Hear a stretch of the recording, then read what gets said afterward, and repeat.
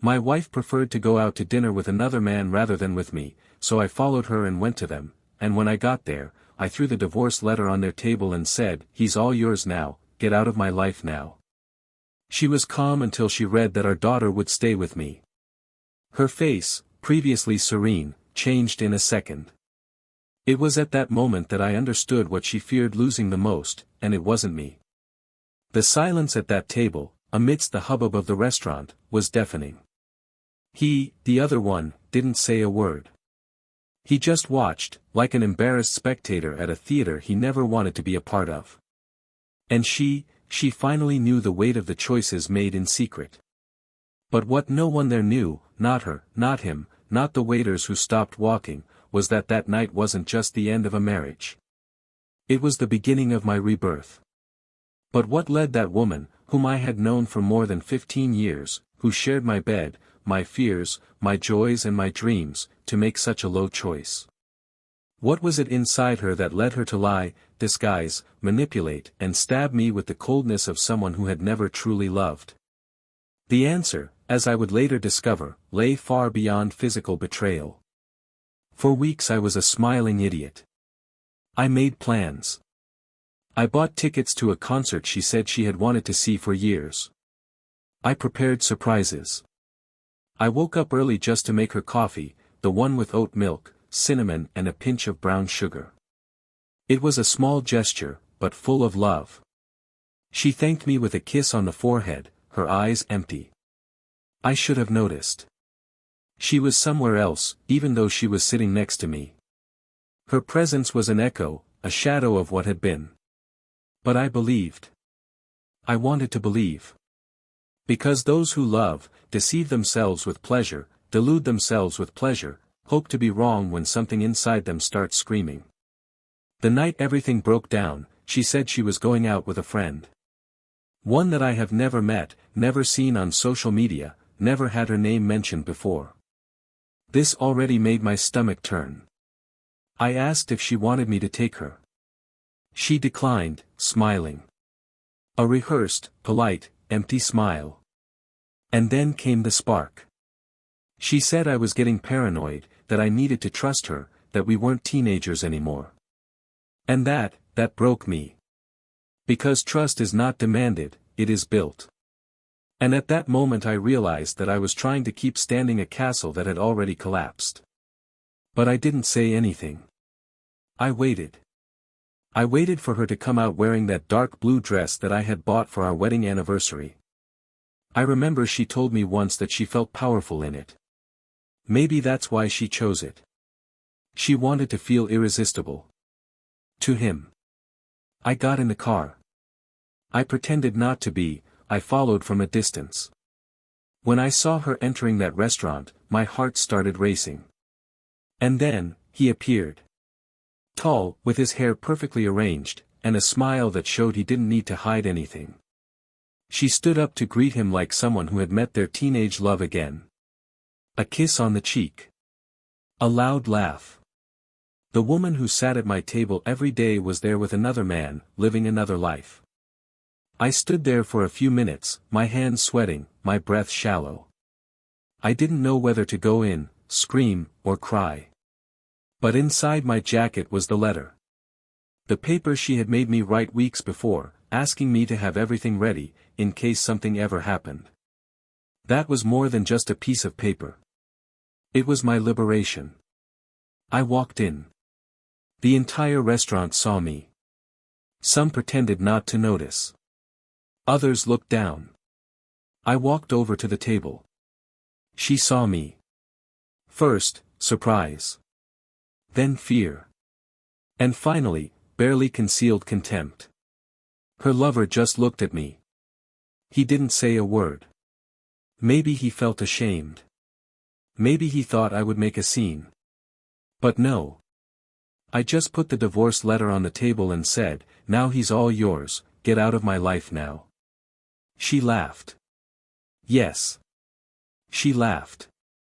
She said I was being ridiculous. That it was just a dinner.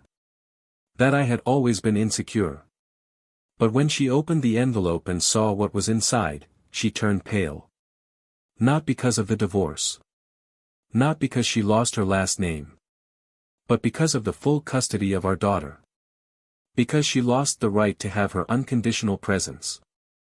Because that was what she feared most, being exposed as the mother who chose a man over her daughter. "You can't do this," she whispered, trying to maintain her composure. "I already did," I replied. "And justice will do it too." From that moment on, the tables turned. And she began to fall apart, not because she had lost me, but because she realized that everything she had done in silence was about to be revealed by someone she thought was too weak to react. She knew. She knew that I knew more than I was letting on. She knew that I had proof. She knew that that night would be just the first of many defeats. On the way back, I thought about everything. How did we end up here? How could someone who claimed to love me be able to scheme so much behind my back? And more than that, how could I have been so blind that I didn't see the signs? It wasn't just about sex. It wasn't just about another man. It was about disrespect. About cowardice. About selfishness. Days later, I found out more. Much more. I found out that dinner wasn't the first. I found out that my daughter heard conversations in the hallway. That she knew what was going on. And that she didn't tell me because she was afraid. Afraid of seeing me destroyed. Afraid of seeing me fall apart. She kept quiet. But when the lawyer asked her who she wanted to choose, she didn't hesitate. She pointed at me. With tears in her eyes, she said that Daddy doesn't lie. And at that moment, everything was justified. Today, everything changed. I rebuilt myself. And she faced every consequence. The lover. He disappeared. Just as he came. A cowardly opportunist who, upon realizing the damage, ran away. And she was left with the ashes. The empty promises. The emptiness. Because those who betray, lose. Those who lie, bury themselves. And those who destroy a home, hardly rebuild a new one with the same dirty hands. But there was something that neither she nor anyone else could have ever expected. Something that would come as one final blow. One final revelation. One that would come not from me, but from our daughter. And when it came out, even what little pride she had left would crumble like the rest of the life she thought she controlled. What exactly did my daughter reveal to the judge that would grant me full custody? What did she hear behind that door that made her change everything? And most importantly, why, even after all this, did I thank her? Now tell me, would you have the courage to listen to this story until the end? Welcome to the channel. Here, we make it clear from the beginning, we do not support, romanticize and will never encourage any type of betrayal. All the stories you hear are fiction based on painful realities, created with a single purpose, to show how infidelity destroys homes, corrodes affections and changes lives forever. Get ready. What you're about to hear, it's not just a story, it's an emotional impact. Sit back, take a deep breath, and get ready for a narrative shocking, intense and unforgettable. Daniel and Helena's story began with a stumble amidst knocked-over books in the university library. He, with the calm of someone who observes the world as if he had time to spare, reached out to help. She, in a hurry, always with too many commitments and too little time, looked up and smiled, not out of politeness, but because of something she still couldn't name. From that day on, small encounters became subtle routines. A coffee after class, an exchange of messages late into the night, a call at odd hours just to hear each other's voice. What started as a distraction became a habit. The habit became a necessity. And when they realized it, they were already intertwined in a way that seemed impossible to undo. They married young, full of promise and with plans bigger than their own pockets. They rented a small apartment in a quiet neighborhood, where the silence of the street served as a soundtrack for nights filled with shared dreams. Daniel worked as a financial analyst at a medium-sized company, working his way up slowly, always responsible, meticulous, with ethics that bordered on rigid. Helena, on the other hand, was a literature teacher at a bilingual school and found her peace between the pages of the novels she had loved since childhood. She spoke enthusiastically about fictional characters as if they were old friends, and Daniel, even without understanding half of the references, loved listening to her. Over time, stability arrived. They bought a house and renovated it together, discussing every detail, from the color of the walls to the drawer handles. They laughed during the early hours of the morning, painting the rooms, staining the clothes, hugging each other in the middle of the mess as if the chaos was part of the plan. When their daughter, Elisa, was born, the whole world changed. Daniel's eyes shone in a way that Helena had never seen before, and she, even with the pain, the tiredness, the insecurities that motherhood brings, felt invincible when she saw him rocking the little one while humming softly. The first few years were difficult. The exhausting routine, the sleepless nights, the diapers, the crying, the fears. But they were together. Always together. Helena returned to work when Elisa turned 3. They chose a private school close to home, with a structure that made them feel at ease. Daniel began to stand out in the sector he worked in and was promoted, and he began to travel more frequently, which brought some tension to the home. But even when he was absent, he was present. He sent messages to check if Helena had eaten, if Elisa was okay, and sent videos of himself reading children's stories for her to listen to before going to bed. And when he returned, he made up for it with dinners he had prepared himself, flowers on the kitchen counter, and afternoons playing in the park. For years, the family followed this rhythm. With ups and downs, like any other, but without much noise. Weekends were sacred, and on Friday nights, the house was filled with the smell of popcorn and the sound of laughter from the three of them watching the same old movies. There was something magical about that simplicity, a peace that seemed indestructible. Daniel was a methodical man, attached to routine, but not cold. He had a sense of justice that made him respect people even in the smallest interactions of everyday life. Helena, on the other hand, was made of instinct. Emotional, sensitive, and sometimes impulsive. This caused small clashes between them, especially in decisions related to raising their daughter. While he believed in discipline, she preferred acceptance. But in the end, they always found a balance. The arguments, when they happened, were intense, but never lasted more than a few hours. They always ended in long hugs and whispered apologies through tears. In everyone's eyes, they were the picture of a happy family. Friends looked up to them, neighbors commented on the visible affection between them, and even Daniel's co-workers used to joke that he looked like he had stepped out of a margarine commercial. And in many ways, he really did. A present father, a kind husband, a man who fulfilled his commitments and who valued every small gesture. Helena was also admired. The students loved her, the parents trusted her, and her classes were always praised by the administration. She was a woman who exuded intelligence and grace, with a smile that lit up any room. Over time, Elisa grew up to be a calm, observant teenager, much more like her father than her mother in terms of temperament. She was dedicated to her studies, liked to draw, and whenever she could, she would immerse herself in her mother's books, even though she didn't understand them all yet. She saw her parents as an example of partnership. He said that when he grew up he wanted a wedding like theirs. And that made Daniel smile with pride. It made Helena feel emotional in silence. At 42, Daniel began to rethink his life. Not because he was unhappy, but because he felt that something in him needed renewal.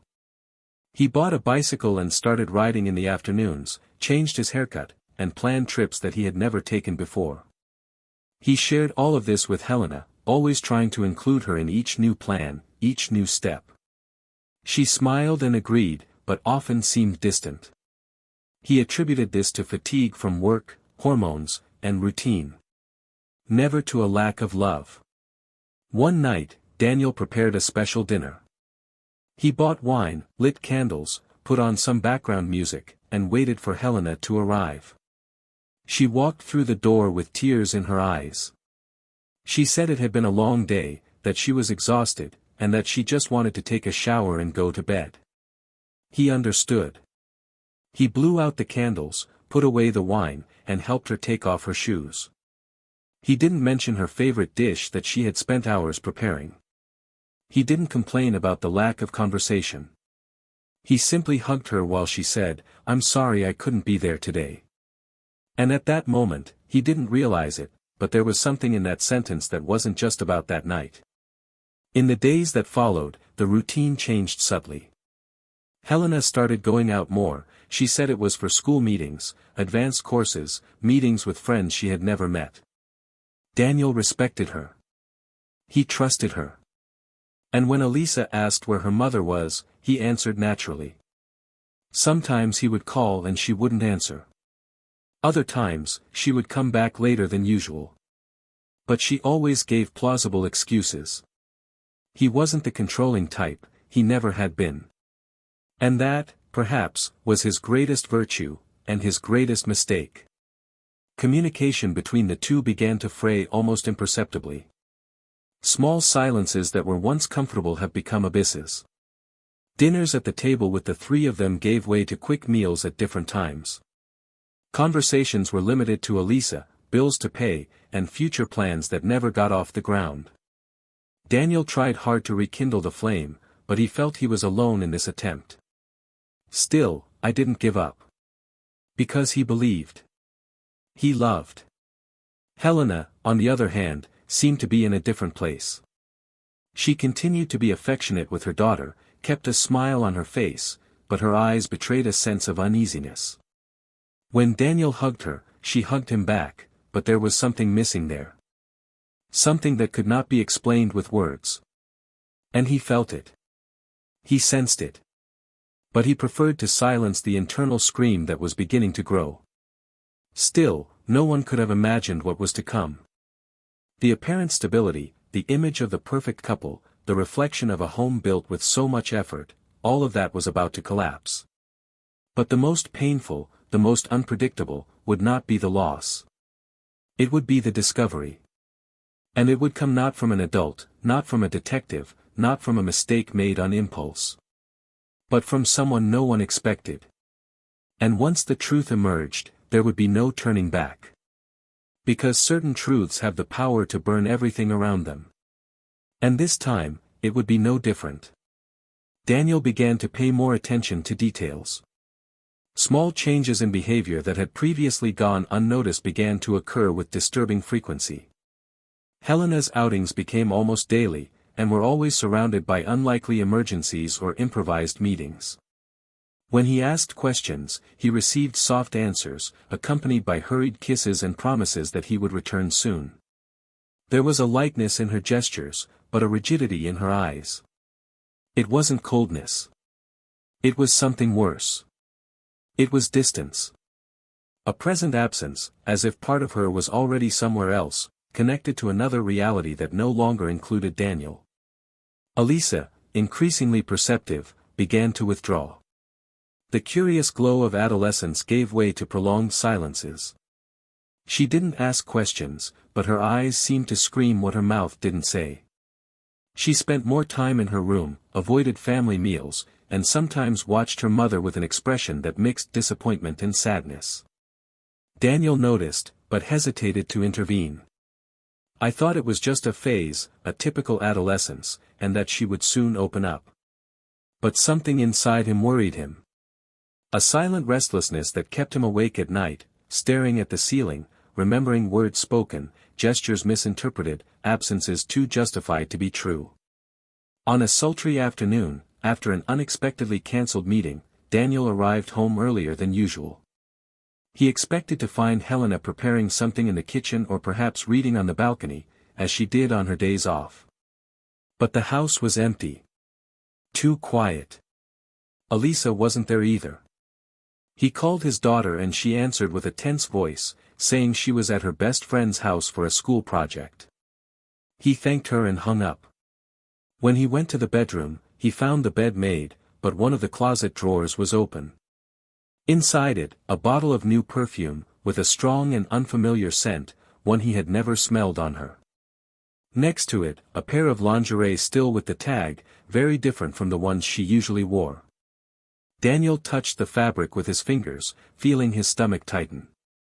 That night, when Helena arrived, he was no longer in the same place emotionally. He was there physically, sitting on the couch, but inside, something had changed. She came in smiling, commented on the traffic, kissed him on the cheek and went straight to the bedroom. He just nodded in response and remained quiet. Later, while she was taking a shower, he got up, went to the closet and saw that the drawer had been locked. That confirmed more than he was willing to accept. Still, he tried to act as if nothing was happening. Not out of cowardice, but because he needed certainty. And, above all, he needed proof. He didn't want to explode with suspicion. He wanted the naked truth. In the following days, Helena became more absent. She spent less time at home, spoke less to Elisa, and always seemed to have her mind elsewhere. Daniel decided to investigate cautiously. He discreetly went through her diary, observed the times and places she said she frequented. Some information matched, others seemed to be stitched together to confuse him. He wrote everything down. At work, he spent his days amid spreadsheets and financial analyses, but with his mind focused on the traces left by the woman he had once sworn eternal love for. He could no longer sleep well. The nights were long, distressing, filled with thoughts and possibilities that ate away at him from the inside. Doubt is a slow but lethal poison. Elisa became more distant. She began to respond in monosyllables, avoiding her father's gaze, and he knew something was wrong, but he didn't force it. He knew that pushing would only drive her further away. One day, during dinner, she let slip, in a low, almost imperceptible voice, that her mother had forgotten to pick her up from school. She said it as if she didn't want to say it, but wanted him to know. Daniel swallowed hard, disguised his reaction and continued dinner in silence. Helena wasn't home that night. She said she would stay late at school because of a meeting with the students' parents. But Daniel knew that was a lie. And knowing that made him sick. The following week, he decided he had to act. He installed a discreet tracking app on her phone while she slept. He knew it was invasive, unethical, but at that point, he felt his sanity depended on finding out the truth. And he did. Not spectacularly, but in the cruelest way possible, simply. The location indicated a restaurant far from the center, one of those discreet, romantic places with low lighting and tables for two. Helena had been there 3 times in 10 days, always at the same time, always for hours. And she had never mentioned it. She had never talked about new colleagues, new friends, or anyone new in her life. The 4th time she left saying she was going to a literary event, Daniel followed her. He wasn't angry. He wasn't in a hurry. He followed her with the weight of someone who already knows what he's going to find. He stopped the car 2 blocks away from the restaurant, turned off the headlights, and watched. He saw her get out of the taxi, fix her hair in the reflection of the window, and walk with determined steps toward the entrance. He also saw the man appear. Tall, well-dressed, with a manner too relaxed to be just a friend. The hug between them wasn't one of acquaintances meeting again, but of bodies recognizing each other. And when she held his hand and they walked into the restaurant together, something inside Daniel broke forever. He returned home without thinking. Without crying. Without screaming. He was numb. He opened the drawer where he kept his documents and took out the letter he had written months before, guided by his lawyer at a time when he was suspicious but did not want to believe. The divorce letter was ready, just waiting for a date to be delivered. He also took the papers for Elisa's custody, carefully written, supported by solid legal arguments. He put everything in a black folder and left it on the kitchen table. He stayed there for hours, waiting. When midnight struck and Helena still had not returned, he got in the car and drove back to the restaurant. The room was full. Couples were laughing, toasting, celebrating birthdays. And there they were, sitting at the corner table, hands clasped, faces close together, as if they were the only ones there. Daniel approached without being seen, stopped behind a pillar, and observed the two of them. Her expression was serene, light, almost adolescent. He, the other, seemed completely involved. Daniel took a deep breath, straightened his jacket, walked to the table and, with the calm that only someone who is devastated can maintain, placed the briefcase on the white tablecloth and said the words he had rehearsed so many times in silence. She did not react immediately. The man next to her froze. The entire room seemed to pause for a moment. Helena tried to maintain her composure. He opened the folder. He read the letter. "You have read the terms." And when it came to the clause about Elisa's custody, the blood drained from her face. His eyes widened, and his hand began to tremble. She stammered something, but couldn't articulate it. Daniel looked straight into her eyes and said just one more sentence, short, hard, definitive. Then he turned and left. The lover tried to say something, but was silenced by a firm gesture.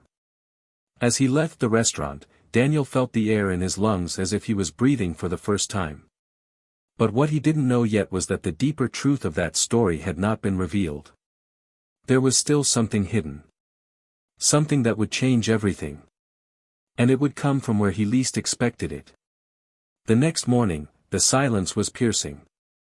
The house seemed bigger, colder, as if Helena's absence had left a void that filled every corner. Daniel got up early, made coffee as usual, and sat at the table without touching anything. His eyes fixed on the steaming cup, his thoughts distant. There was a strange feeling in his chest. It wasn't pain anymore, nor anger. It was as if he had finally weathered a storm and, on the other side, there was only tiredness. A deep, silent tiredness that seemed to consume his soul. He heard footsteps in the hallway and, for a moment, he thought it was her. But it was Elisa, wearing a sweatshirt and with her hair tied up in a mess, her eyes lowered, as if she felt the world had changed while she slept. She sat across from him without saying a word. She just stared at him, in silence. Daniel forced a smile, but she didn't smile back. Elisa knew. Or at least she imagined. And what came next was more than he could have anticipated. He finished his coffee, looked up at her, and asked if everything was okay. The girl hesitated, looked out the window as if gathering courage, then took a deep breath and blurted it all out.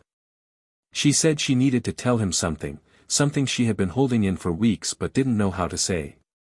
Daniel gave her an encouraging look. And then she spoke. She said that one night, she was up late, finishing some work on the computer, when she heard voices in the living room. The mother was on the phone, speaking softly, but Elisa approached without making a sound.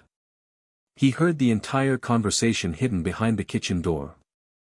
Helena was talking to someone called Marcos. But the most shocking thing wasn't the name, it was the content. She said that Daniel didn't suspect anything, that he was acting calmly, that he would soon be able to resolve everything, and then they would be free to live, the way they always wanted. Elisa, cowering, felt a chill run down her spine. And before he left, he heard even more. Helena said that the hardest part would be her daughter, but that she knew exactly how to manipulate her. That he would tell stories, play the victim, and that, in the end, Daniel would never have the courage to ask for custody. Hearing that from his daughter, Daniel froze. What hurt him was not just the betrayal, which was already known. It was the plan. The coldness. The calculation. The idea that Helena had turned her daughter into currency, into a game piece. Elisa was crying now, her hands shaking on the table, apologizing for not telling her sooner, saying she was afraid her father would suffer more than he already was. But Daniel's gaze was different. There was fire in his eyes. A fire that came not from anger, but from conviction. Without wasting any time, he picked up the phone and called his lawyer. He explained in detail what his daughter had revealed. The lawyer asked him to record everything, including the girl's account, which could be used as evidence in court. Daniel recorded the conversation with Elisa, with her consent, and then scheduled a new hearing to review the terms of custody. Meanwhile, Helena showed up late in the afternoon, as if nothing had happened.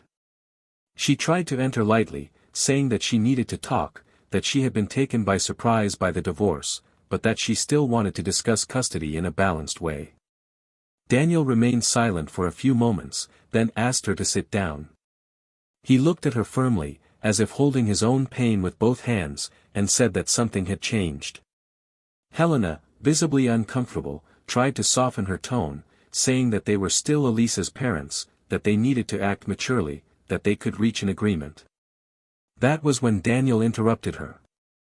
He calmly took his cell phone out of his pocket, pressed play, and let his daughter's voice fill the room. Every word Elisa said was a direct hit, not only because of the confession, but because of the evident pain in her voice. Helena's eyes widened, she tried to interrupt, she tried to deny it, but the recording continued. And then, when the last sentence sounded, she said she knows how to manipulate me and Daddy, the silence fell like a hammer. Helena's face changed. First, surprise. Then, despair. She tried to explain, stuttered, said that she had been misinterpreted, that her daughter didn't understand, that she was just letting off steam. But Daniel didn't give in. He said that he had already taken legal action and that the judge would have access to the recording. He added that he wouldn't prevent visits, but that he would have full custody, and he wouldn't give it up. His tone wasn't aggressive, but definitive. And that was what unnerved her. For the first time, she saw that Daniel wouldn't back down. Helena stood up and walked around the room, her eyes filled with tears. She said it was unfair, that he was destroying everything. But Daniel replied that there was nothing left to destroy. That she had done it alone, step by step, with every lie, with every manipulation, with every hidden plan. Helena then tried one last move. She knelt before her daughter, asked for forgiveness, said that she loved her, that everything she had done was out of love. But Elisa, as firm as ever, simply said that she didn't want to hear any more lies. That she was not the mother she had known. That she had changed. And that her father was all she needed. The final blow was the presence of Daniel's lawyer the following day, officially delivering the custody review papers, along with the recording and the request for temporary restraining order pending a new psychological evaluation of Helena. Her lawyer still tried to argue, but the judge, upon hearing the recording, ordered Helena to temporarily step away until the end of the case. As she left the courtroom, Helena cried profusely, surrounded by journalists, while Daniel, discreet, simply held his daughter's hand and walked in silence. It was on that day that everything fell apart. And at the same time, it was at that moment that the reconstruction began. But what no one expected was what would come next. Because even though the truth had been revealed, there was still something hidden. Something that Elisa, until then, had preferred not to say. And when this finally comes to light, it will change the fate of all of them forever. Daniel's apartment now seemed like a different place. The silence that had once been painful had become a relief. The nights no longer brought insomnia, but reflection. He spent hours reading in his favorite armchair, the same one where Helena had so often fallen asleep on his chest, now occupied only by his own presence. Elisa maintained her school routine, but seemed lighter. Little by little, she began to smile again. She spent more time in the living room, listening to music while drawing, and sometimes lying on her father's lap like when she was a child. Between the two of them there was a silent pact of mutual protection, a reconstruction that did not depend on words. There was no need to talk about what they had lost. They were focused on everything they still had. The hearings dragged on, but the outcome seemed ever closer. The court had already granted provisional custody to Daniel, and the final decision was expected to be made in the coming weeks. Helena, in turn, had disappeared from their routine. She began visiting Elisa under supervision determined by the judge and, even so, she only appeared at short intervals, giving the impression that she was fulfilling an obligation, not exercising motherhood. When he left, he always left a trail of tension in the air, as if his presence still carried poison. Daniel did not prevent the meetings, but observed everything carefully. I knew that if there was any attempt at emotional manipulation, he would act with the firmness of a father who no longer hesitates. A long weekend was approaching and, for the first time in months, Daniel decided to travel. He took Elisa to a nearby town, to a simple cottage surrounded by trees and trails. He wanted to give his daughter a breather, a symbolic new beginning, away from everything that had hurt them. There, between campfires and walks, they talked like they hadn't done in a long time. Elisa opened her heart about the fear she felt, about how much she doubted herself for not having told someone before, about the confusion of loving her mother and, at the same time, not being able to forgive her. Daniel calmly explained that love doesn't need to agree with everything, that forgiveness is a path, not an immediate gesture, and that the most important thing was for her to feel safe, always. On the way back from the trip, when they got home, there was an envelope on the living room table. No sender. Just Daniel's name written by hand. His heart raced. For a second, he thought it was yet another legal provocation, perhaps an attempt at manipulation on Helena's part. But when he opened it, he found something completely different: photos. 3, to be exact. All printed on paper, as if they were from another time. The first showed Helena and Marcos, her lover, not in the restaurant as imagined, but in front of a school. The second showed the two of them again, now in a cafe, with a woman with her hair tied up in the background. And the third showed Marcos in a car with a child in the back seat. A girl. Blonde. With light eyes. About 5 years old. It took Daniel a while to understand. Marcos's face in the image was partially covered, but unmistakable. And the child, although unknown, caused a strange sensation. As if something was not right. Elisa, upon seeing the photos, frowned.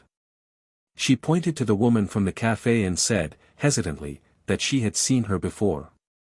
Once, when she was out with her mother. He remembered because the woman was crying, and Helena seemed very nervous, almost pushing Elisa into the car. Her father wrote everything down. The next day, he went to the lawyer and handed over the images.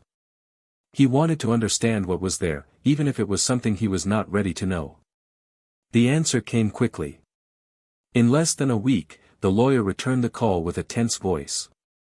She said that there was some unexpected information and that he needed to listen calmly. Daniel went to her office immediately. He sat down in front of the desk, where the woman had an open folder. There were more photos. Documents. And a DNA test. What she explained next sounded like the script of a poorly written drama, but it was real. Marcos was the father of a girl named Lorena. The woman at the cafe was the child's mother. An ex-girlfriend of Marcos who, years before, had disappeared from the city after discovering that he was in another relationship, with Helena. The story behind it was complex, but cruelly clear. Helena and Marcos had been together for more than 6 years, in secret. And for much of that time, he had been in a relationship on the side. When his ex found out, he broke it off. Marcos tried to keep in touch with his daughter, but the child's mother forbade him. But a few months ago, when he found out that he and Helena were thinking of going public with their relationship, he threatened to go to court and tell everything. Marcos then tried to negotiate. It was during this period that Helena began a silent plan to gain custody of Elisa. What no one knew, and what was now impossible to hide, was that Helena had used Elisa as a bargaining chip. The most serious part came next. In one of the documents submitted, there was an audio transcript of a conversation between Helena and Marcos. The recording had been made by Marcos's ex, who was suspicious of his sudden closeness to her daughter. In the conversation, Helena said in no uncertain terms that if she could obtain sole custody, she could calmly influence Elisa, gradually distance Daniel, and, thus, use her as a bridge to create a bond with Lorena, and convince the courts that Marcos also deserved to get closer to his daughter. Daniel couldn't breathe. His stomach was churning, his chest tight. Helena had planned to use his daughter not only to get rid of him, but to forge a closeness with another child, one that wasn't even hers. An emotional experiment, a dirty plan, disguised as affection. The meeting ended with precise legal advice. The lawyer, still in disbelief, explained that this changed everything. Now, in addition to the custody battle, there were clear signs of emotional manipulation, psychological risk to Elisa, and possibly a new lawsuit against Helena for attempted exploitation of a minor. Daniel left the office staggering. When he got into his car, he called Elisa and asked her to stay at her grandmother's house that night. He said he needed to sort out some things. He didn't want his daughter to see the state he was in. That night, alone, Daniel revisited every detail of the past. Every night you believed the lies, every gesture of blind trust, every promise made at the altar and renewed on every anniversary. He thought about everything Helena destroyed. Not just the marriage, but the safety of the daughter, the purity of a bond that should be sacred. For the first time, he didn't just feel pain. He felt indignation. A silent, cold revolt that gave him a new kind of strength. The next day, she called a meeting with the judge in charge of the case. She brought the documents, the images, and the audio recordings. The judge listened to everything in silence, taking note of every detail. At the end, she made only one comment: this woman should not come near Elisa again until a complete psychological evaluation has been carried out by a professional from the court. The decision was made 3 days later. Helena was legally removed from her position, and a formal investigation into the manipulation was opened. The news spread quickly. The school where she worked became aware of the case and temporarily removed her. Friends distanced themselves. Helena's name began to be circulated with suspicion. Marcos, in turn, disappeared.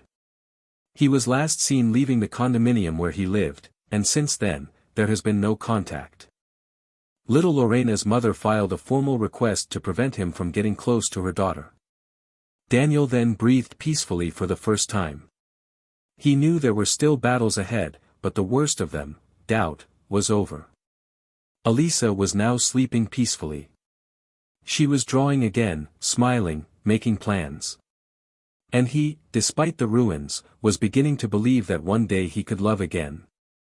But life, unpredictable as only it can be, still had one last curve in store, something he would never have imagined, something that would emerge from an unexpected place, from a new presence that would challenge everything he thought he knew about himself and about love.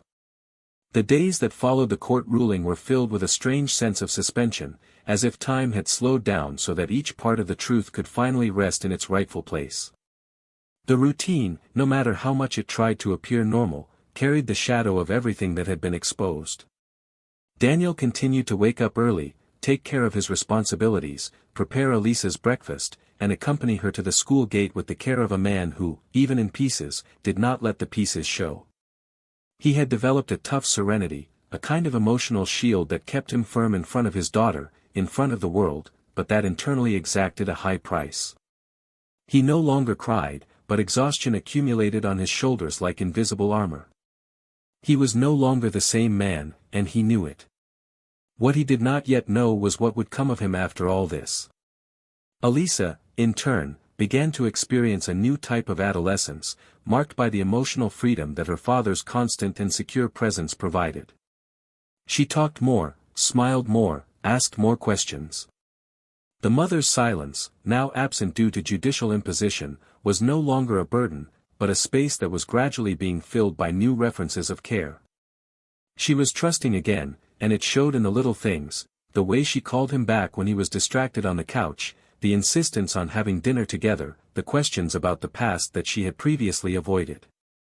But there were also moments of introspection, in which she would retreat with a notebook or immerse herself in old films, as if she were still digesting the pieces of a story that should never have been experienced by someone her age.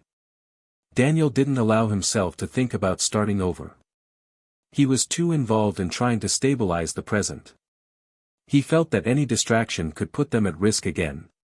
But even without looking for it, life began to seep through the corners, like water running through the cracks of an old house. During a school meeting, he met Laura, the mother of one of Elisa's classmates. She was a psychologist, and her gaze was direct, straightforward, but full of kindness. Their conversation began with formal topics, tests, homework, their daughter's behavior, and gradually expanded.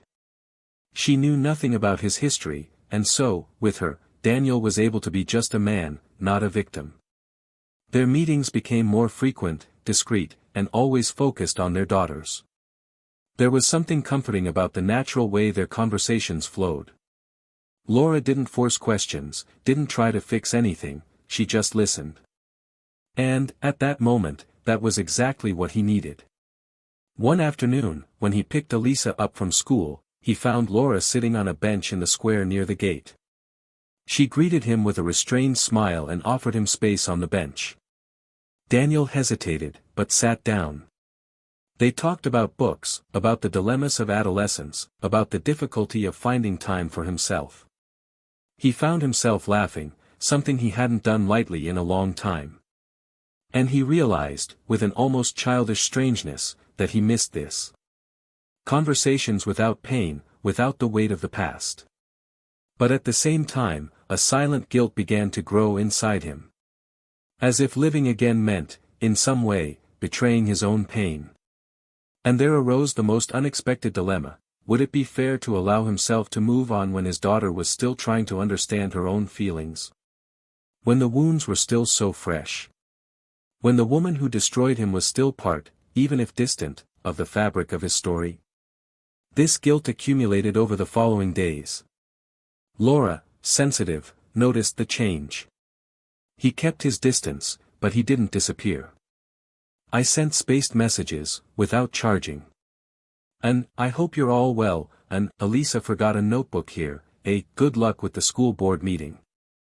Daniel read and reread, but took a while to respond.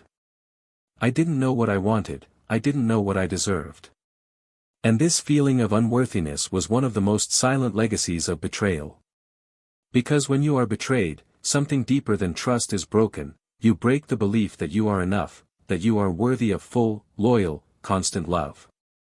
And even after all the truth was revealed, even after his reason was confirmed in court, even in front of his daughter who chose him without hesitation, Daniel still fought against the shadow of having been disposable.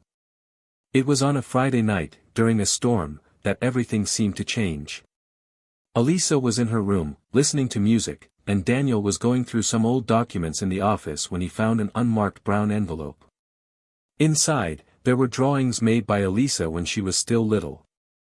Drawings of a united family, with her holding hands with her father and mother, with phrases like, "We are the three of us forever," and, "I love you together." It hit him with the force of a gale. He realized that no matter how hard he tried to protect his daughter, no matter how well he acted, she too had been torn apart. And that maybe, just maybe, the next step in healing for both of them would be to allow themselves to live without carrying the weight of a past they couldn't change. On Saturday, he woke up early, made pancakes, and invited Elisa to have coffee. She showed up with messy hair and a sleepy smile. He asked her if she wanted to go out, do something different. She agreed right away. They went to the movies, then walked in the park, and laughed together. Late in the afternoon, they sat on a bench and she suddenly hugged him tightly. She simply said, "Thank you for not giving up on me." Daniel closed his eyes, absorbing each word as if it were the last missing piece. When they got home, he wrote to Laura. Nothing dramatic, just asked if she would like to have coffee with him sometime next week. The answer came in a few minutes, "Yes. Whenever it's good for you." At the same time that Daniel was beginning to accept the possibility of a new chapter, Helena was trying, unsuccessfully, to reorganize her life. Her lawyers tried to reverse the decision, claiming temporary emotional imbalance, but the courts, now with the new facts, maintained the separation. Her relationship with Marcos dissolved with his disappearance, and even the few friends she had left began to distance themselves. She was alone, without work, with her public image ruined. In a last desperate gesture, she wrote a long and emotional letter to Elisa. The letter arrived folded inside a scented envelope, delivered by a school employee. Elisa didn't want to read it. She left it on the shelf in the classroom for days, untouched. Daniel didn't bring up the subject either. He knew that if his daughter wanted to open it, she would. And if she didn't, that was her right. But one afternoon, as Daniel was finishing dinner, she came into the kitchen with the envelope in her hands. She said she needed to read it. She asked him to stay close but not to say anything. She sat down at the table, opened it slowly, and began to read. Her eyes moved slowly, absorbing each line. Her expression changed as she did so, anger, sadness, confusion. When she was done, she simply said, "She still doesn't get it." She stood up, put the letter back in the envelope, and threw it in the trash. And for the first time, Daniel saw in his daughter not just strength but wisdom. She didn't need revenge. She needed peace. And now, finally, she was beginning to find it. In the following days, Elisa demonstrated a maturity that Daniel would never have imagined for someone her age. She asked to go back to her acting classes, started painting more colorful pictures, and reconnected with friends she had distanced herself from. He, in turn, organized the house, donated old objects, and redecorated some rooms, as if preparing the space for a new phase. It wasn't about erasing the past, but about accepting that it didn't need to occupy every wall. And on a clear night, on the terrace of the building, he and Laura met. It wasn't a romantic encounter. It was just two adults sitting in front of a lit-up city, talking about children, pain, literature, and wine.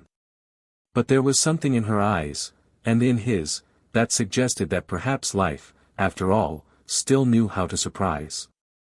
The night wore on, and when she left, with a shy smile and a brief touch on his arm, Daniel stood there, breathing deeply, feeling the weight on his shoulders finally begin to lift.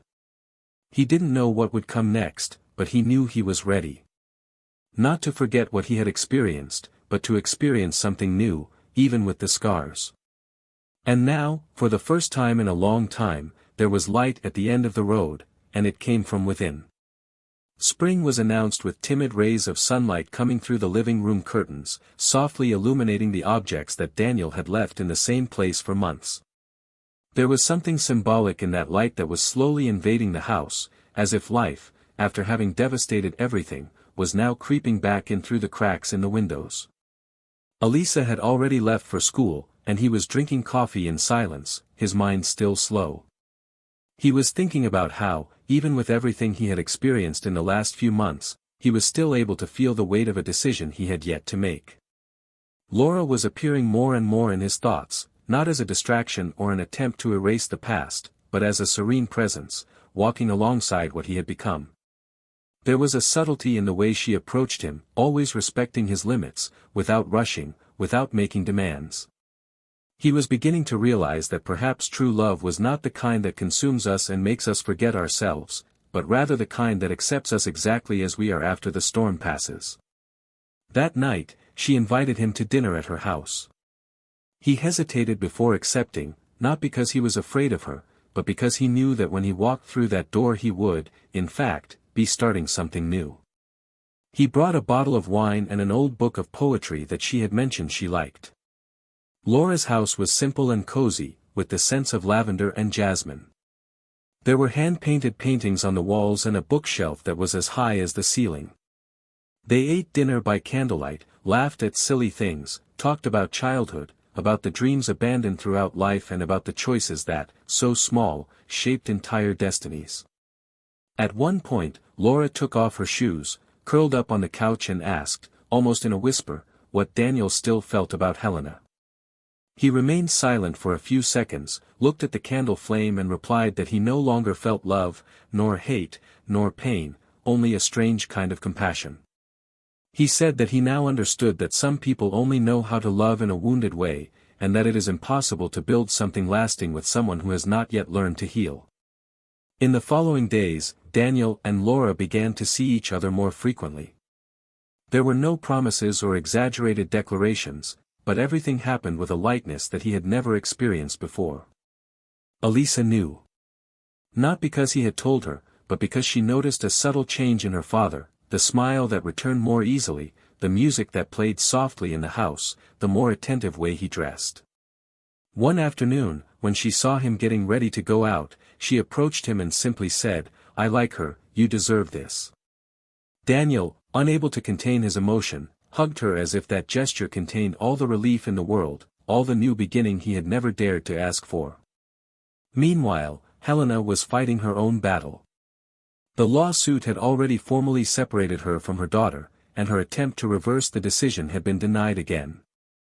Also removed from her job, and without support from her family, who had rejected her stance since the scandal was discovered, she now lived isolated in a small rented apartment on the outskirts of the city, surviving on increasingly scarce savings.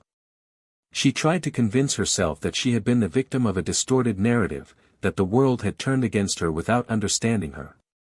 But in the rare moments of honesty with herself, she realized that it was exactly the opposite. She had sabotaged everything herself. She spent her days wandering through the empty rooms, mentally revisiting every mistake, every choice, and feeling increasingly irrelevant to the story of which she had once been the protagonist.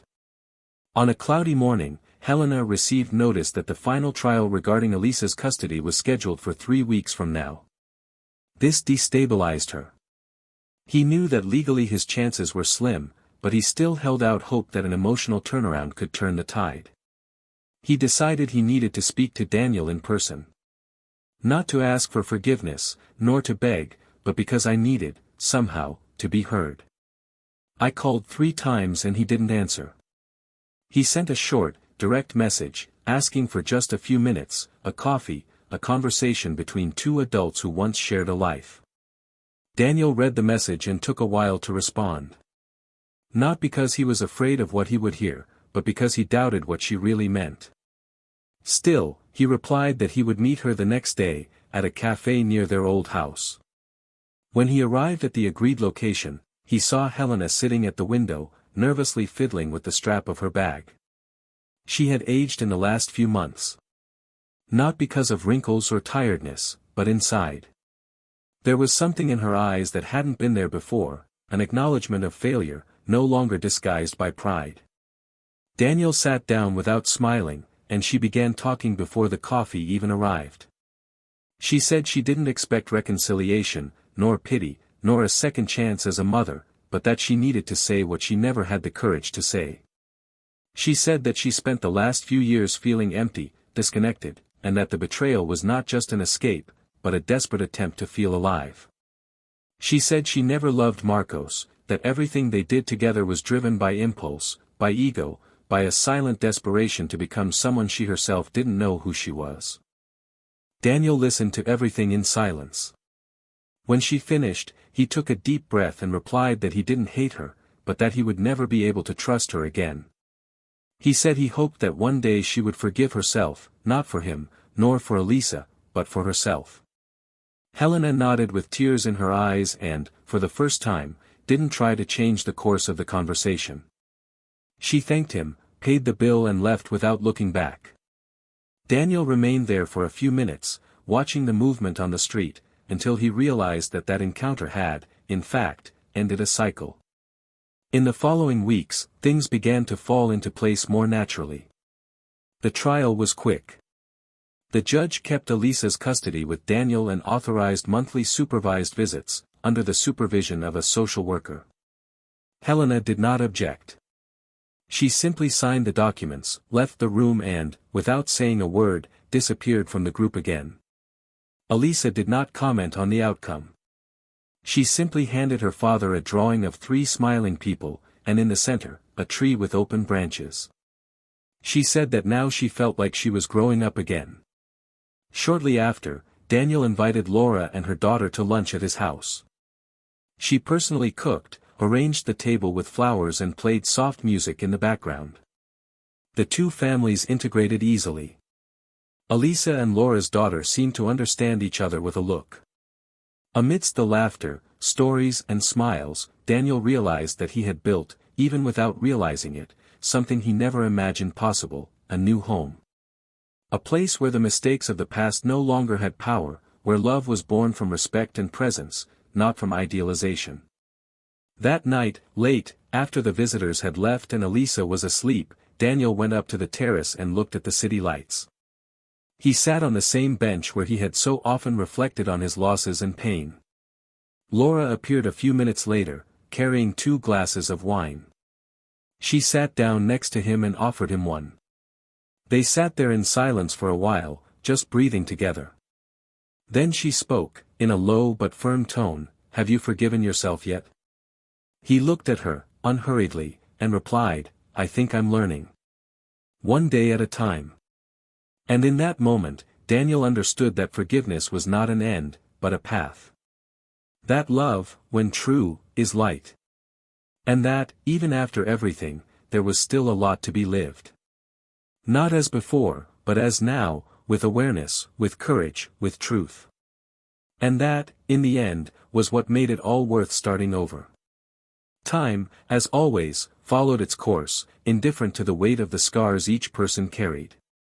Life adjusted itself around the new, like a frame adapting to the shape of pain, transforming losses into softer contours. Daniel finally found a rhythm that no longer hurt. The mornings once again smelled of fresh coffee and warm bread, and the silence in the house, previously uncomfortable, was now harmonious. Elisa grew with the silent strength of someone who learned maturity not through the years, but through the wounds that life imposed too soon. She resumed her place in the world with dignity, without haste, without fanfare. Her drawings, which previously expressed confusion and fear, now had color, movement, and broad horizons. She began to dream with conviction again and saw herself as strong, as someone who had not only survived, but had been reborn. Laura did not become a replacement, but a new construction. By her side, Daniel discovered that love does not need to come with grand promises, but with true presence.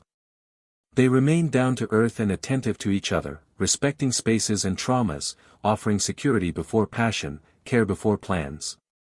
She understood his silences, and he respected her pauses. Together, they built a new story, made of small gestures and great meanings. When they decided to live under the same roof, it was Elisa who suggested painting the living room walls in lighter tones, as if to say, without saying it, that everything was hers too. And it was.